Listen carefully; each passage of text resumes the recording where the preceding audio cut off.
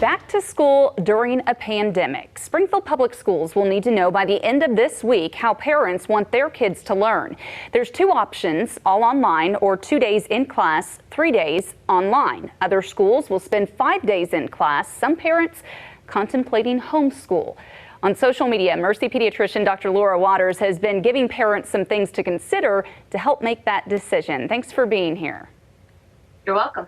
Now, you've started each post with some ground rules, which I think are important to reiterate here too.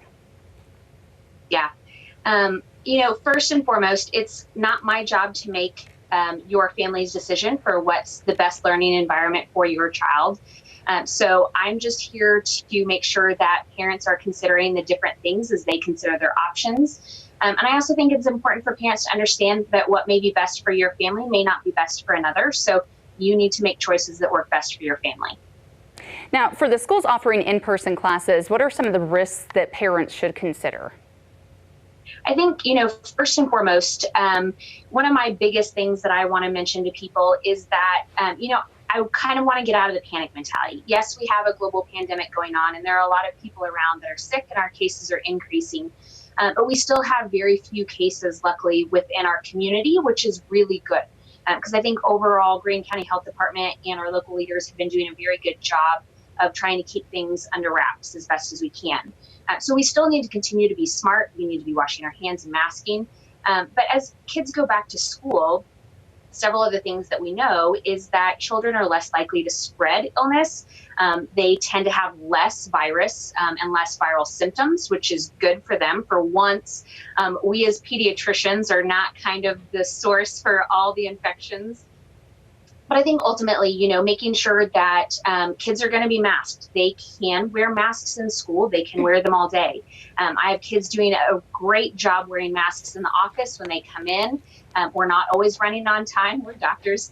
You all know that never really happens. And so they sit in masks sometimes for a longer time, and they do really great. I have kids that have special needs that are doing such a good job of it too. So I think first and foremost, my recommendation would be that, schools have children in masks to limit spread to each other. I think that that's going to really help save us and keep us going to school for much longer periods of time with less outbreaks and less concerns. The lowest risk situation is going to be to do learning virtually. Then you've got complete control of the situation. Your kids at home, they're not getting exposed to other people.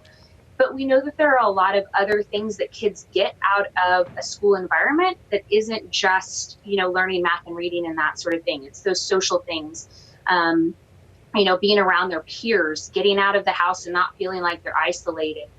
So doing, a hybrid situation is going to be the next best option because you keep your risk fairly low with limiting the amount of time and contact in a classroom. And then obviously higher risk situations or large classrooms with lots of students. And especially if they're not masked, that's probably about the highest risk that you can do. But I don't think there are going to be a whole lot of schools in our community that are going to go for that option. I think most of them are doing a very good job of trying to keep the risks low for our students.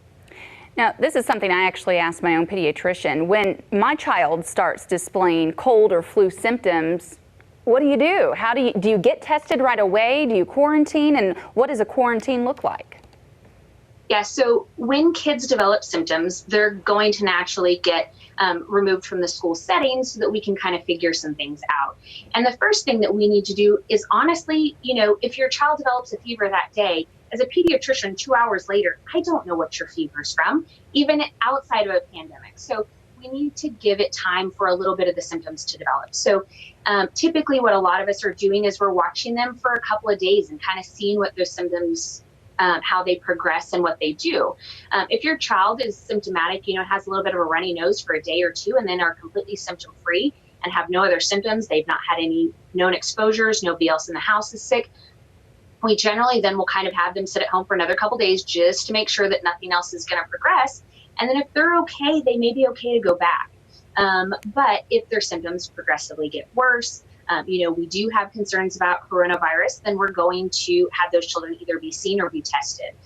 In general, though, because of the concern about children having less intense symptoms, then they don't have as much of the virus in their body typically, then you can get negative testing more frequently than you would in an adult. In adult patients, oftentimes, you can go and get that test within 24 hours of developing symptoms and have a truly positive or negative test.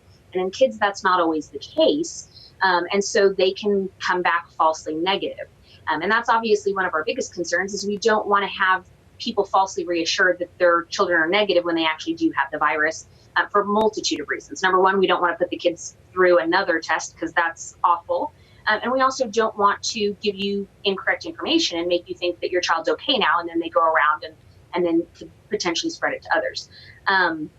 So quarantine basically means that your child is staying at home. They're not going out. And ideally, everyone else in that household is also quarantining during that time. So because if your child may have it, we don't want parents going out and doing things as well, if they potentially then are getting exposed at home and then spreading it in their workplace. So in those situations, unfortunately, it's difficult because, we don't know. There's obviously allergies going around. There are regular summertime colds and illnesses, and then there's coronavirus. And until we kind of watch and see how the symptoms progress, and if they're progressively getting worse or they're getting better, then that helps us to determine if your children should be tested or not. But sometimes that takes us several days to kind of figure that out. And that's where people's patience kind of wears thin a little bit. And for us, it's frustrating because I would love to be able to tell you exactly what you have and always have the answer.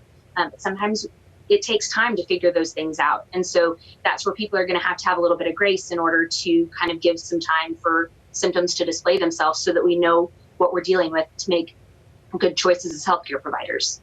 What is your recommendation on sports? So for sports, obviously things like golf, where kids are obviously socially distanced, they're playing with their own equipment and they're outside and everything. I mean, that is a very low risk kind of a sport.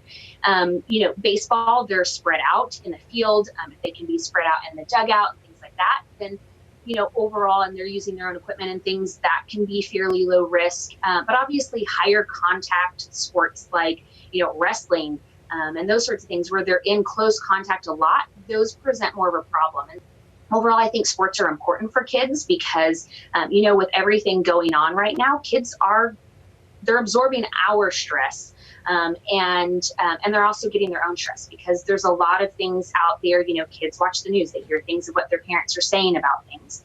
And so we need to try and create as much normalcy for kids as we can. Dr. Laura Waters, thank you so much for your time. And of course, your Facebook page is loaded with information and certain web links as well to help parents get some more research done to make that decision.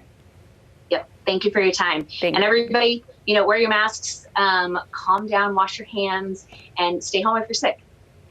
All right. Dr. Laura Waters, thank you so much. And we will be right back with more Ozarks Tonight.